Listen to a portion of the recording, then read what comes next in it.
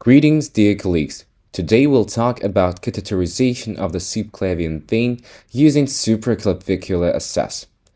Let's consider the anatomy of the subclavian vein on a 3D anatomical model.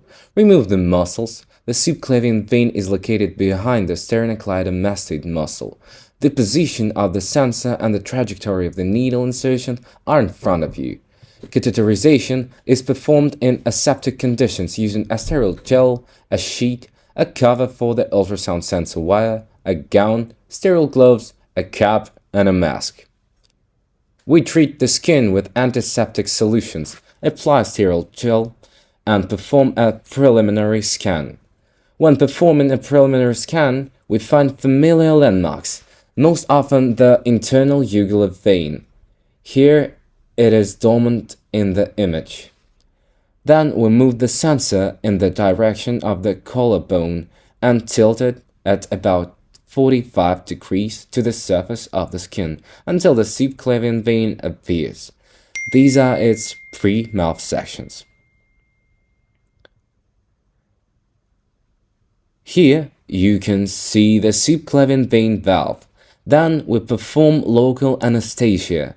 I usually use a 2% lidocaine solution in a volume of 4 ml. The needle is injected at a distance of 1.5 to 2 cm from the edge of the sensor. For a more gradual insertion of the needle, the vein cannot be punctured experimentally, as this can cause the release of the thromboxane A2 and local narrowing of the lumen of the vein, which can cause difficulty with further catheterization.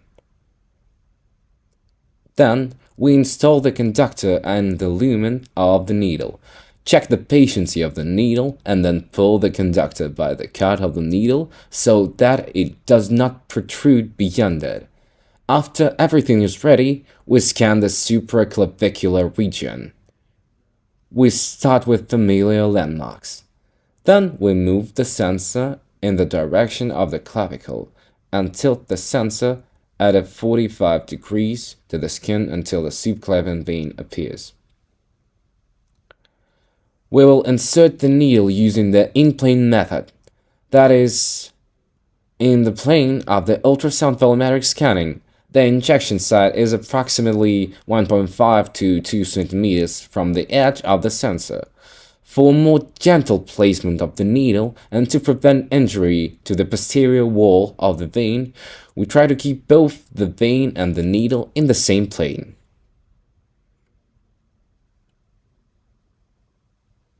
Initial guidance is slightly out of the plane of the vein. It is necessary to reposition the needle. Here we have done it. Everything is fine.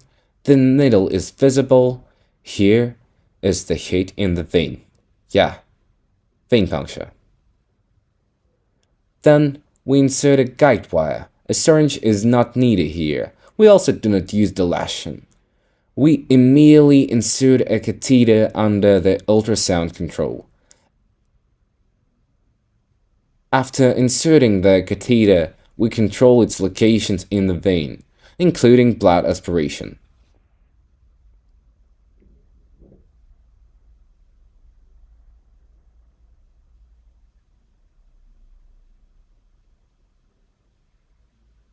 Blood aspiration is a must.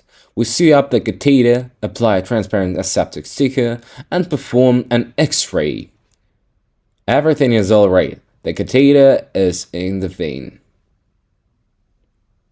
Dear colleagues, summing up to this short video presentation, we would like to dwell on some important points.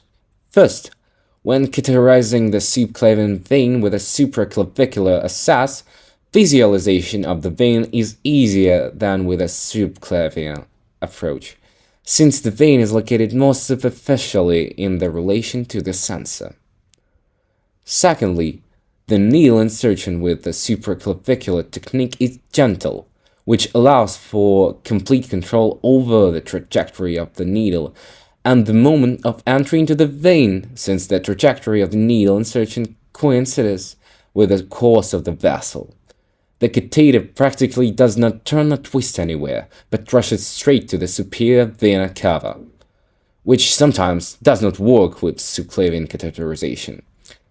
Unlike catheterization of the internal jugular vein, which can collapse, there is a risk of perforation of the posterior wall of the internal jugular vein, as well as a high risk of catheter-associated bloodstream infections due to the short distance from the skin to the internal jugular vein. The supraclavicular technique is free of these complications. If you do not use it in your practice, we recommend you to start using it. You'll definitely like it. We wish you safe and reliable vascular access under ultrasound control.